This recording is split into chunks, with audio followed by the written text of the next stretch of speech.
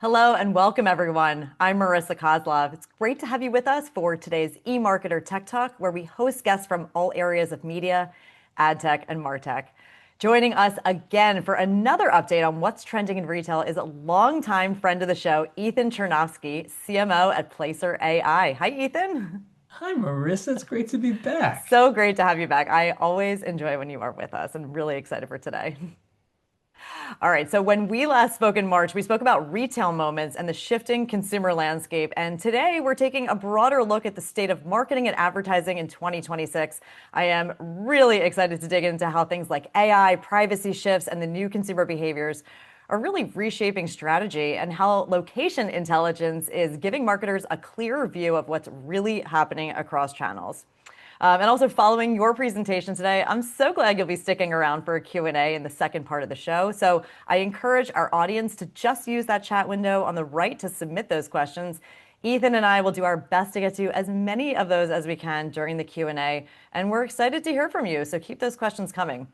All right, Ethan, I can't wait to hear what you have for us today. Let's get started.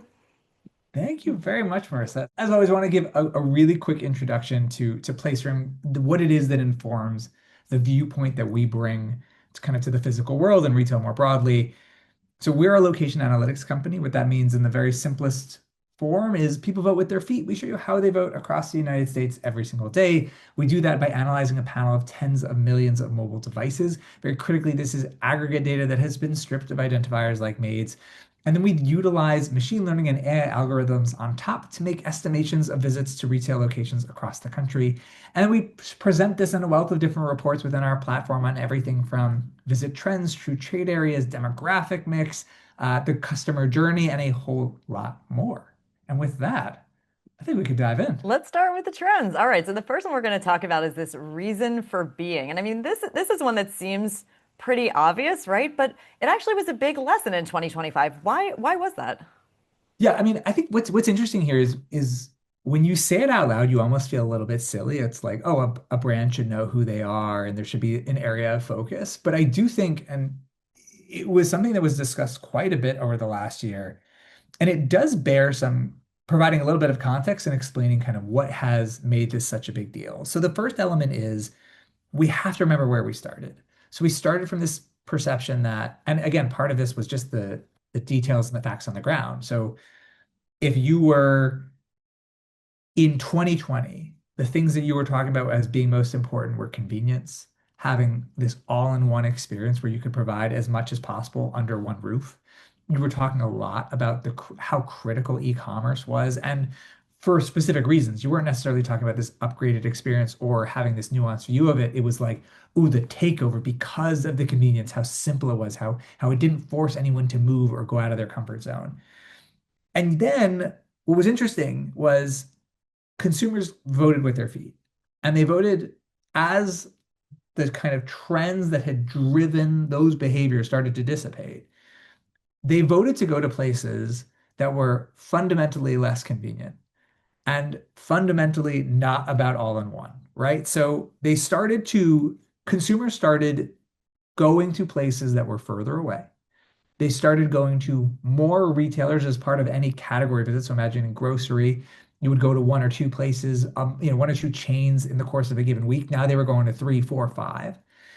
And the reason was kind of really interesting. It was this orientation towards products that people love, brands that people loved, value in some cases, but specific things that helped them choose to go somewhere, right? And again, fundamentally inconvenient, right? The basis of convenience would be to make as few stops as possible and accomplish as much as possible within each one. And we saw the exact opposite.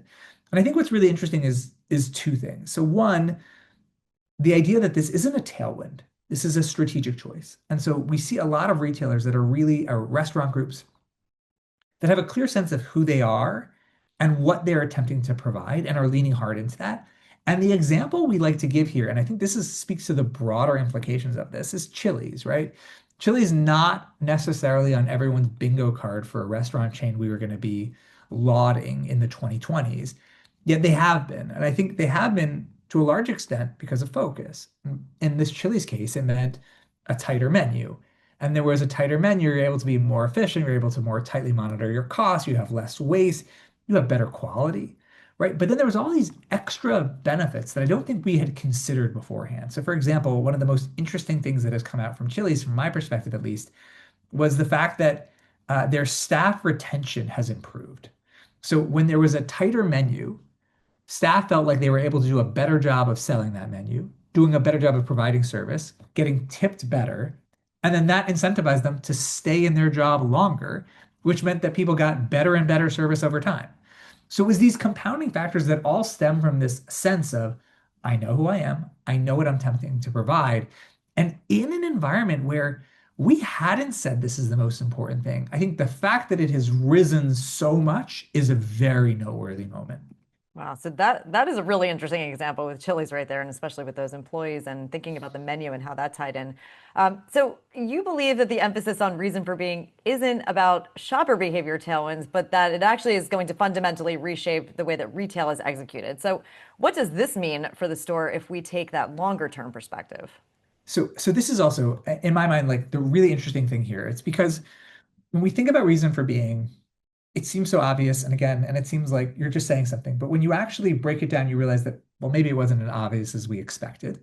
And then two, if we buy into this idea being really significant, the long-term implications are really massive. So for example, if you think that reason for being is critical and you're trying to conceptualize where you believe the store of the future is going, what's going to be prioritized by retailers, what's going to be demanded by product companies, et cetera, you start getting a sense of like what those strategic initiatives are going to be. And for us, most of that is going to center less around how do I drive the visit and more around how do I maximize the value of each visit, right? So like this dollar per visit metric that I think is going to be really, really significant. And so the question we need to ask is what raises the value of any specific visit?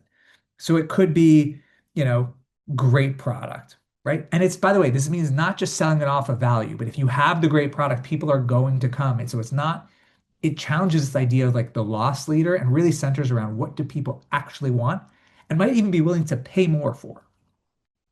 Service becomes a much bigger play. So there's a really amazing data point from a company called True Rating that says that basket size increases by 6% if you say hello at the door, right? If you're greeted at the door of a retailer.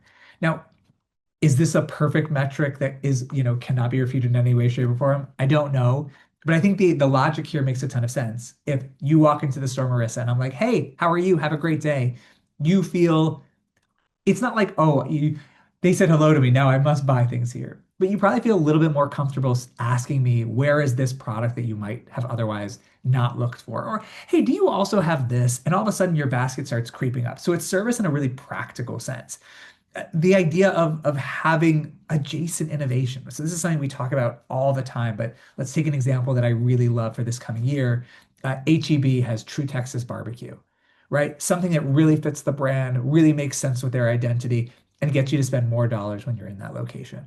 So it puts this frame of reference around how do we judge initiatives? How do we judge innovations? How do we judge whatever the buzzy thing is that we're going to inevitably see over the next, 3 to 6 to 9, 12 months? And I think if we even think like running through that list, it gives us this really clear sense of whether those things are going to be important. So for example, adjacent innovation. Obviously, it's going to be important. It's a way to drive more revenue per visit. Retail media network. Yes, and we'll talk about a little bit more in a second. Personalization, more buy online, pick up in store emphasis. Elements to help support that frontline worker in the store. Let's think about the things that didn't necessarily play. Just walk out. It doesn't fit within that conversation and therefore likely not going to have as big of an impact as we might otherwise expect, except for niche cases. Even things like dark stores, there's a reason we're starting to see these things fade away because they don't really support those core initiatives that are actually going to drive bottom line and top line growth. And so I think it's not just that it's like a nice thing to discuss and it is having this impact, but once you lean into the idea that this is something that's changing retail or impacting retail, the ramifications are actually quite significant and far-reaching. Wow. I mean, even think about the example that you just shared about being greeted at the door. Like, is that something that you notice when you walk into a store? I mean, I don't even know if it's like it's interesting because so there's this awesome company called eMarketer, and we did a report together. And one of the things that we found that I think was super fascinating was one of the questions we asked was early on in the survey was, do you feel like this is to consumers? Do you feel have you been influenced by an ad, a retail media ad Hmm. within the physical store? And later on in the same survey, we asked them, have you had a purchase within this specific time frame that you would not have made had you not seen an ad for it in the store? And the former question had a lower response, like people said no more than to the latter question. So basically they said, I didn't notice it, but it did make me spend dollars, which means Hmm. I certainly did notice it. It just wasn't front and center. It wasn't like hitting me over the head with it. And so I think these things have a big impact, even if they're difficult to measure. That's a great point. All right. Well, you brought up retail media earlier, and let's talk about that in a little bit more detail right now. We all have been talking about the growth of retail media for a while. So, how does the reason for being trend specifically affect retail media, and will this increase or decrease the potential of this channel? I mean, so I think it dramatically increases it. And I think let's leave aside the unknowns and the disruptions that are happening because of what AI means within the commerce space, what it means to SEO, all of these factors, what it means to retail media. It dramatically increases it because of that concept of the dollars per visit. So the idea that like ad dollars, let's think about like non-endemic advertising. Clearly, the fact that I'm taking advantage of the people walking through my store, Mm. that's a big play. The idea that it improves the journey, increases the likelihood that I could have a larger basket size or more transactions. That's a big piece. The idea of simplifying findability and discovery, that's really significant. Even things like, hey, trying something on and then how that converts into your online journey later on is so big. Again, the key is execution. And it's about how do we like bring the brand into the store? How do we kind of live in the commercial? We were on a webinar recently with someone from Dick's Sporting Goods, and they were talking about an install that they had done with Anthony Edwards, where it was this, Anthony Edwards, the NBA player, and it was, selling his shoe within the store, but this huge thing that really kind of brought that commercial into the physical retail environment. And I can tell you that like 13-year-old Ethan would have gone wild for that because that was the thing that made me want to buy sneakers. It was which basketball player that I was obsessed with at the time happened to be kind of the name on that shoe. And so I think there are these elements that have always been part of the mix, but we're now calling out and we're maximizing to their full value. And that's a big reason why I think you're going to see that retail media value optimize, maximize in this next year. So, when we look across all of these different physical and digital advertising channels, how can brands and retailers optimize their approach? Yeah, so I think one of the things that we see, I think calling it strange is almost a little bit weird, but it's not as evolved as you'd want it to be, is the lack of cohesiveness between these journeys. So, we talk about like limited time offers all the time because we think it's really fascinating what drives visits. And it's, you know, interestingly, if you ask people in the retail space, a lot of the time they are convinced that it's just saving money. That's what drives the consumer. And yet the things that we actually think drive the consumer are not about saving money. It doesn't mean that they aren't. But the things that drive them are cool offers, things that they can't get at another period of time. I mean, that barista concept at Starbucks was shockingly successful. Like these are things that are cool. They really move the needle. But when you're thinking about like the limited time offer, the goal is how do I get someone into a store how do I get someone to make a purchase? The retail media network at that stage is not about just, hey, you're in the store, we won, high five. It's how do we then create this loop where they're going to come back, buy more, maybe think about us later on? How do we get them with ideas that are going to bring them into the online environment? But really thinking about these concepts as these seamless, cohesive, ongoing loops that drive value, not just today, not just next month, but over the long haul that's going to give us the maximum ideal relationship with our consumers and ultimately the best situation from a retail perspective. So let's now move into the area of some of these legacy retail players. A lot of these have had a resurgence lately. For example, Barnes and Noble and even stores like Bed Bath and Beyond are back. What does this Mhm. tell us about the need for brand awareness specifically? So, I mean, this is fascinating to me because I think it's there's two pieces here. So the first is let's start with when you mentioned at the top, Barnes and Noble. So Barnes and Noble is a retailer that anyone who grew up with Barnes and Noble, we have a very specific image of what it is in our heads. And if we look at what made Barnes and Noble special, none of that disappeared. It just got there was probably too many locations. It got a little bit diluted in terms of what it was attempting to provide. And when they relaunched, they were able to kind of refocus and say, this is what we do well. This is what we're attempting to achieve. And no, we're not necessarily going to have as many locations as we did at our peak. But with these locations, we're going to accomplish more. And that kind of speaks to that reason for being again when we think about how significant of a trend that is and why leaning into it is so important. But then there was another thing that happened that really caught our eye, which was overstock purchasing, kind of the remnants of Bed Bath and Beyond. And one of the first moves was this shift from overstock.com to literally calling the company Beyond, right? And fascinatingly, if you look at like this data from Earnest Analytics, web traffic spiked when they changed their name. And nobody, I don't know if there's someone on this call who wants to raise their hand and correct me, but nobody over the last decade has been like, you know what the hottest brand is? Bed Bath and Beyond. Consumers can't get enough of Bed Bath and Beyond. It's literally like a joke in a Will Ferrell movie of how this is like a down the middle suburbia brand. Yet it has tremendous resonance with consumers. And I think one of the things we have a tendency to forget is that it's really hard to build a brand. Anyone who's ever worked at a small company and tried to make that small company a little bit larger knows how hard it is when people don't know who you are. And I think one of the things that we have a tendency to take for granted, even when we're looking at these legacy retailers that maybe didn't innovate as well as we had wanted them to, or take advantage of every opportunity as it shifted, they have a huge following. They have a huge reach. We have an association with them, and that is a really difficult thing to build. And I think the success of the Barnes and Nobles of the world is going to lead to more of these kind of legacy players coming back. Are they all going to be successful? Absolutely not. Are some of them going to not necessarily learn the lessons as well as they should? Of course. But you're going to see a resurgence because of how difficult it is to build brand and how successful many of these players had been at building it over time. Yeah, that's a great point. I think the association and the nostalgia it certainly is helpful. I mean, I don't know about you. You and I are roughly the same age. I associate Bed Bath and Beyond with shopping for my college dorm room or even, first apartment. That's where I would go with my mom or shopping just 100%. even for toiletries in some instances. So I think when you see the stores, back in play or even just going to the website again, it does remind you of that time.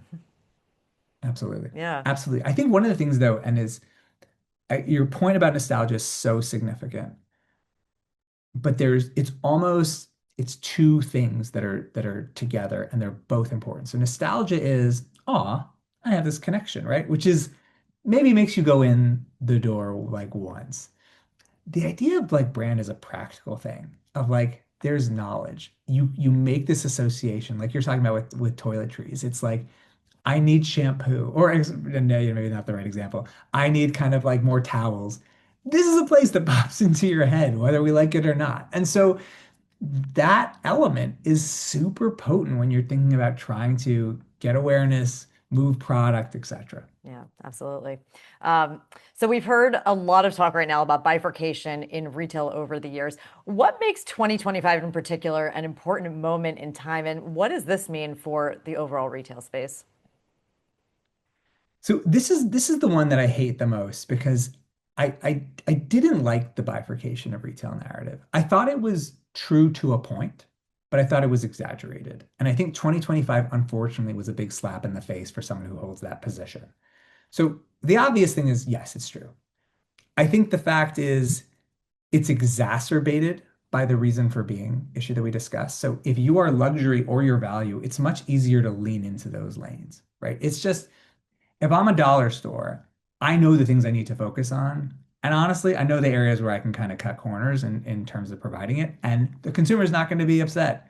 If I'm in luxury, I know what you're looking for, right? I'm able to kind of lean into that better. So that clear sense of identity. But I also think that uniquely in 25, the best counterexamples really struggled. So, Target is a good example who didn't have the best start of this year, and they were almost like the perfect counterpoint to the bifurcation of retail narrative.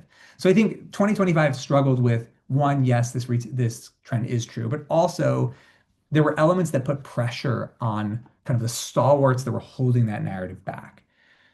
But I think there's a second question here, which is this inevitable? Like, are we just going to continue seeing this ever ongoing bifurcation of retail? And I think the answer is a hard no. And there's a few reasons why. So one is, and by the way, this is especially visible when we think about a brand like Target. So there are some people who are going to tell you that like Target's struggling because they've completely lost their way and they have no relevance. And I call nonsense on all of that. Target's amazing. Target has always been amazing. They're trying to do something that is more complicated. They're trying to walk the line between value and luxury. They know that you're going to spend more on your iPhone and that you're willing to buy, spend, especially think the holiday season for like Disney products or real licensed, NBA or NFL products, but you want to save on socks and undershirts. So they understand that balance exists for that middle customer, not the luxury, not the value. And by the way, it can all be the same person. We have like a luxury part of us, a value orientation within us, and this kind of middle emphasis as well. But I think some of the things that pressured them over the last year or two uniquely hurt a retailer in the middle. So things like the challenges of labor shortages and the impact that that can have on service or the way a store appears or how well set up it is. I think the impact that it can have on things like out of stocks, right? That affects a middle retailer more because they're playing a slightly different game. And so I think that there's a challenge here. Do I think that there's this inevitable play? No. And in fact, I think if you can get the fundamentals right, there is a massive opportunity. And that's one of the reasons you see Walmart trying to grab a higher income customer, Five Below and others in that place, in that space. That's why you see the Nordstroms of the world launch Nordstrom Rack, because they want to move a little bit down. So I think there's a massive opportunity in the middle. It demands some unique skills that are challenging to build, and they can have headwinds, they can have pressures put on them. But I don't think that this is inevitable. And I think the retailers that really led the way in this area are going to rebound in the coming years. All right.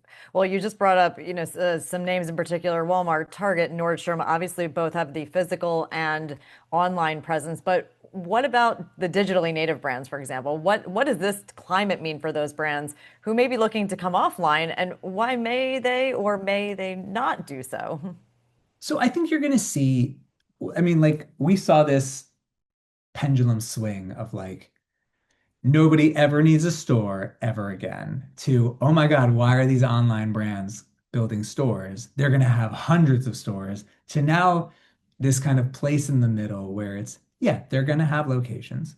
Those locations are going to provide value, but it's never going to be as many as we would have expected at the height of it. And I think this is a really good thing because it means they're likely to be more stable. These locations are going to be more focused on how do we maximize the value of each one. Again, reason for being how do we squeeze out as much out of each location that we have and ensure that we're being really focused on what we provide that's unique and different and interesting. But I think this also helps us understand this wider question of what should a location be providing? What are the values it brings in full? How do we make sure we maximize those things? And I think there's also a really interesting element here in terms of like, let's go back to that retail media conversation. Like, why is retail media not being thought of within a similar frame of reference as the store in store? Right? If you think about what some of these installations are, they're a focused element of a specific retailer within a location. It's like this department store-esque section, right? Why is that not part of how we're thinking about it? And so, yes, if I'm a retailer that only has 50 locations, great. That could be the ideal amount for me. That doesn't mean I'm not going to have other elements that help me reach into physical spaces. And I think you're going to see that continue to evolve, especially now that we have this stabler, more sophisticated sense of what the locations are going to provide, and therefore how many there are likely to be for a lot of these players. Okay. Well, for some of these players, a lot of them now have had significant presence in the suburbs as more people have moved over the past few years out of the city. We've talked a lot about this over the past few years and this shift to the suburbs. How could this type of development shape in the coming years and even the decades ahead? So I think we saw or are in the midst of seeing obviously this trend. And I don't think that's anything shocking or anyone's going to be like, oh my God, are people move to the suburbs? Stop it. But I think there were phases of this shift. And I think if we have it, if we agree with that phases, it gives with that kind of conceptualization of it, it gives us a real sense of where this is going. So like the first phase was just who was there to take advantage of a new audience. And so think off-price retail, uh, membership clubs like Costco and Sam's Club. All of a sudden, there's this new audience that's coming in. They're set up, they're amazing. And it's like, oh my God, we found something exciting and new. And you get this whole new audience. That's phase one. I think phase two was two parts. One, the Shake Shacks of the world who were already kind of suburban-y, but they were like, all right, we're going to move more in that direction because that's where our audience is. And also like malls, right? So it's not just, hey, what's down the block for me? It's what's within range. It's providing this, urban-esque experience that I had before. Also really significant, also something that we've been seeing. I think the third piece is what gets really exciting, and I'm going to steal terminology from our friend Barry Scardina at Cushman and Wakefield.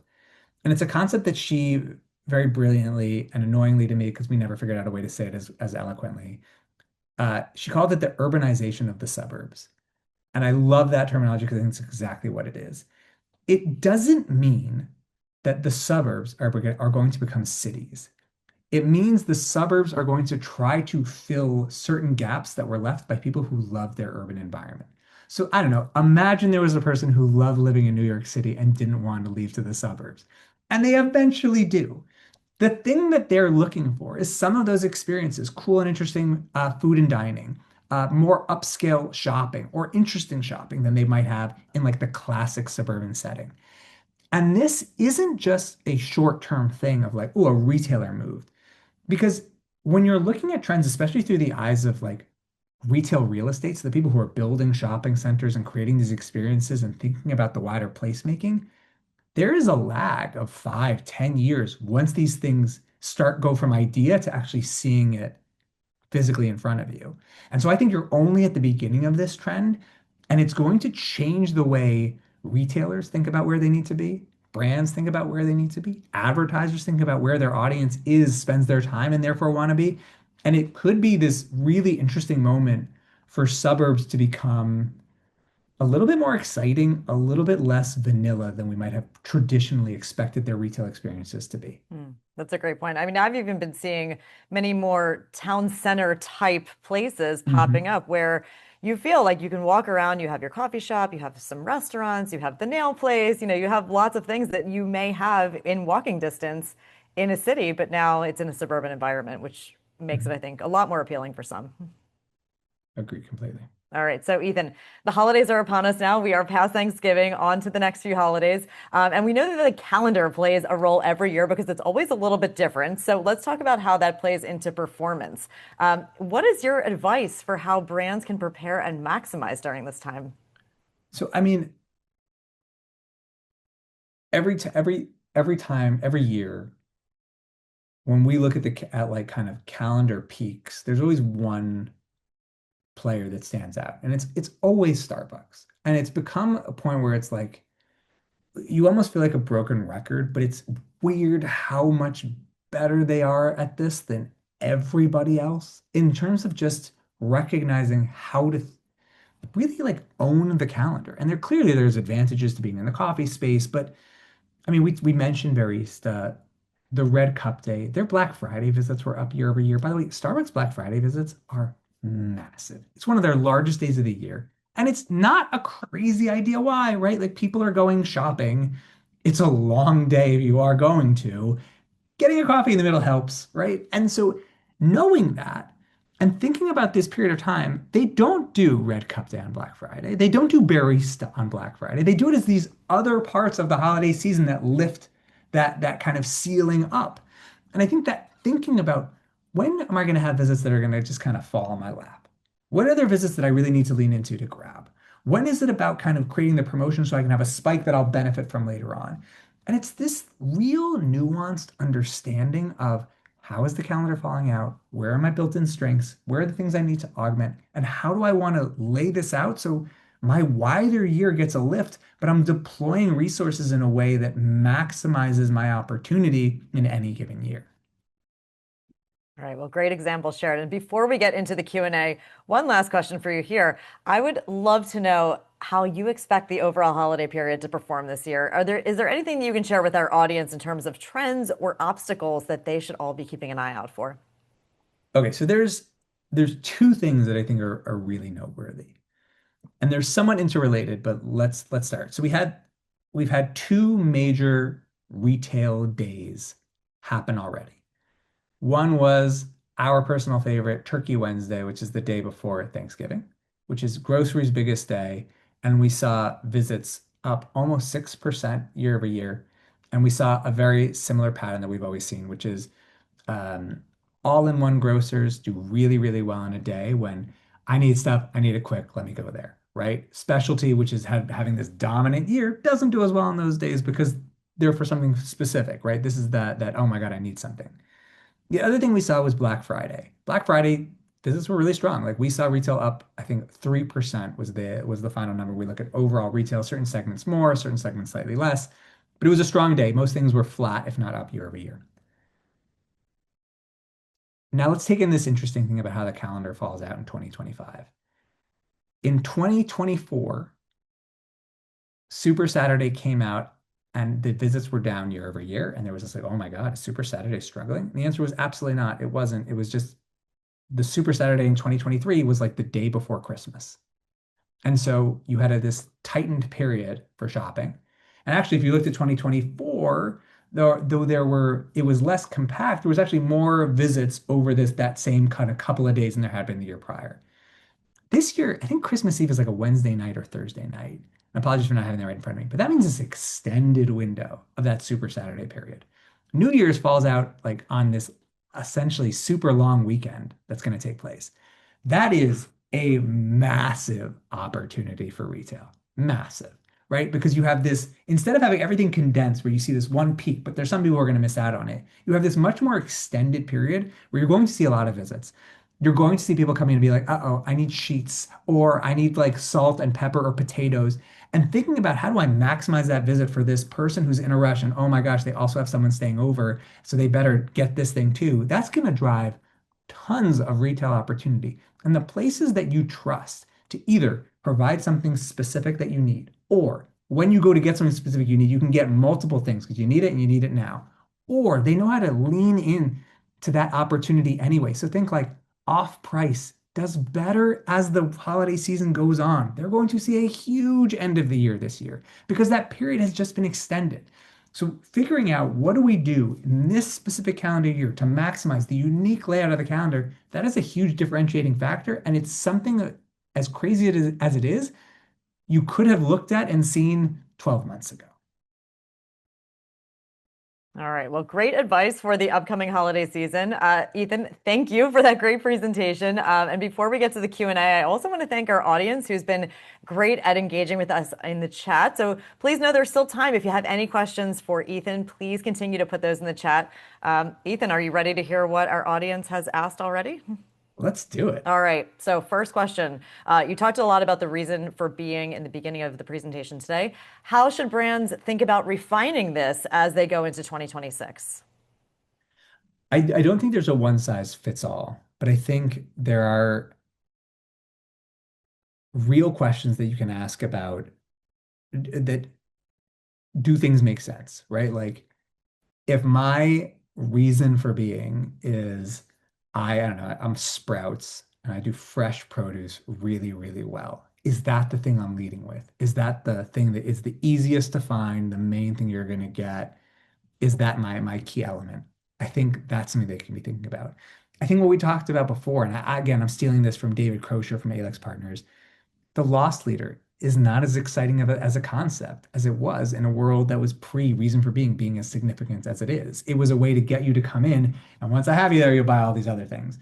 But if I'm going for specific products, then that's not as valuable. I'm going to go to get that because that's what I want, and I'm willing to pay more for it. And I'm willing to have a less convenient situation in order to get it.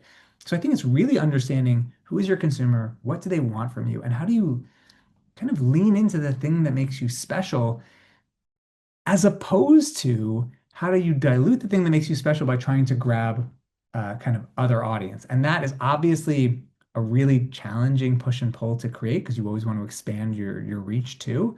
But that kind of core, do we know who we are? Are we providing effectively on this scale? I think is the most important question. Mm. All right, well, thank you for that. Our next viewer asks about LTOs, limited time offers. You had mentioned that this was gaining importance. So, what separates brands that execute LTOs well across both physical and digital channels from those who don't?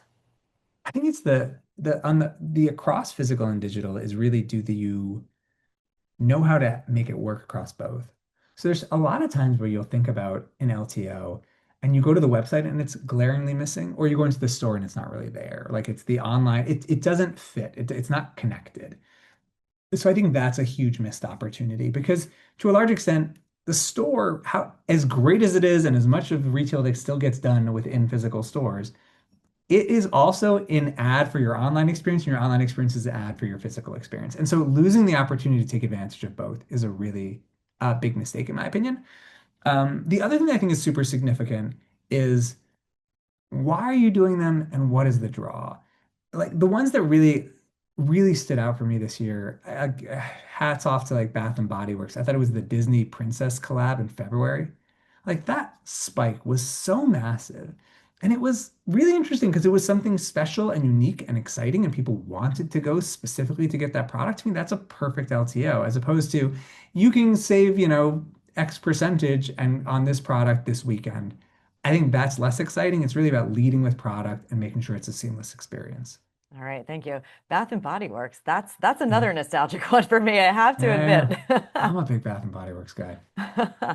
All right. Well, it's funny because our next viewer, I think, liked our conversation about some of the legacy brands like Barnes and Noble Yeah. and Bed Bath, because we have a question about that too. Our viewer notes that, yeah, these were definitely big storylines as a part of this year. They ask, are these rebounds a one-off, or does it signal something broader about consumer sentiment? I don't think it's a one-off. I think it speaks to, first of all, it's not a one-off. It is going to be diluted by people who are kind of copycatting it. So inevitably you're going to see some group that says, "Oh, we can bring back any brand and it'll do well," and it won't. So much of it is execution. It's not a one-off in the case of Barnes and Noble because they really came in with focus. They said, "Okay, how do we go back to who we were? We need fewer locations. We need it to be more community oriented. We need experiences that make sense within a bookstore. We're not just trying to move product. Obviously, we are, but like it's not just about any product. It's the products that really make sense within our environment, and that leads to some greater resonance. So I think it's not a one-off. It will be diluted by some people who are going to try to do it in more of a less controlled and focused manner. I I, I don't think I also think, and I think this is important, a lot of the reasons that these retailers close was not because they have gone from we're great to we're terrible overnight. It's because there were financial problems because they had overextended. There were too many locations, there was too much. They weren't able to pull it back in time. And so there is a little bit of a cheat here in that nobody, most people didn't hate Barnes and Noble or hate Bed Bath and Beyond. There was just too many Bed Bath and Beyonds, or the merchandising wasn't good enough for what they were trying to do. And so this kind of second chance, if you take those things into consideration from the start, is a huge opportunity. So, a quick follow-up to that. One viewer also wants to know if this resurgence from these brands is a backlash towards Amazon, and could other brands similarly capitalize? So I don't think so. The reason I don't think it's a backlash is because let's take an example that weirdly proves the point by being successful, even though they're a huge Amazon competitor. And that for me is Staples, right? Staples is if you were like, hey, who's gonna struggle from the rise of online retail? It's the people that sell like paper and pens and markers because you know exactly what you're getting. We all love Crayola or whatever paper, and you go on Amazon and it gets sent to your door. Amazing.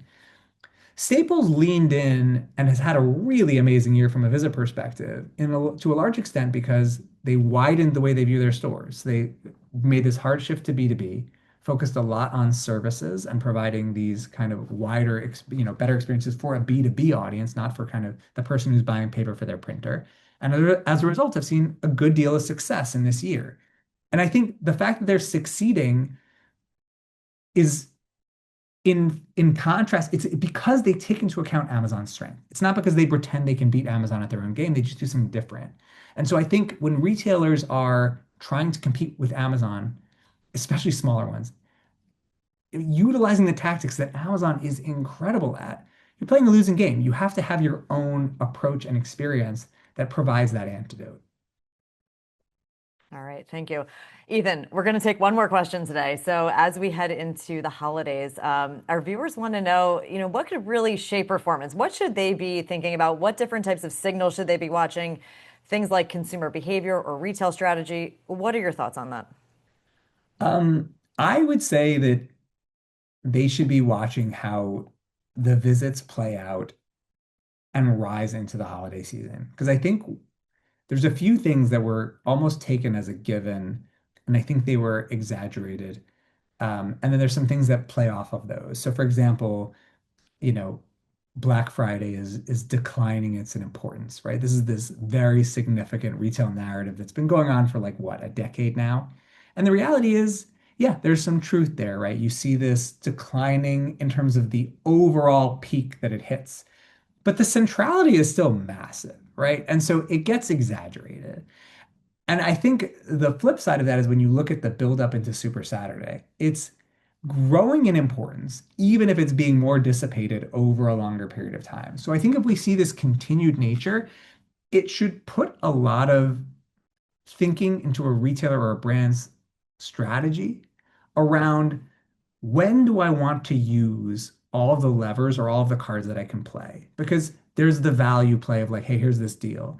There's the play of get this product and get it now and you won't have it. There's the limited time offer. And I think when we look at this longer period and we understand the patterns and the behaviors that tend to drive purchases and visits at different periods throughout this holiday season, that's what's going to give you the ownership over how to maximize it and make sure you're driving the ultimate or the most transactions, the best relationship with the customer that's going to drive value into the next year as well.